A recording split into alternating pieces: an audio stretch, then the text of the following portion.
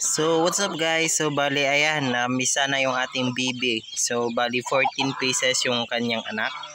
Ayan, 14 pieces guys. So, kakapisa lang niya ngayon.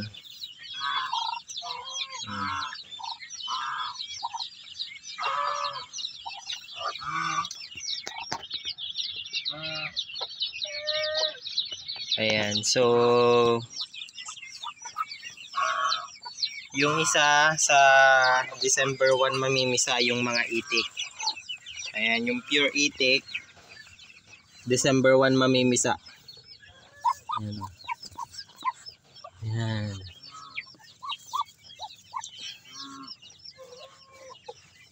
December 1 guys. So i-update ko kayo sa December 1 kung mapipisa niya lahat guys. So yun lang guys, don't forget to subscribe and hit the notification bell. And para lagi po kayong update sa ating mga bagong videos. Ayan, so nasa 30 ito guys. 30 pieces. So ayan.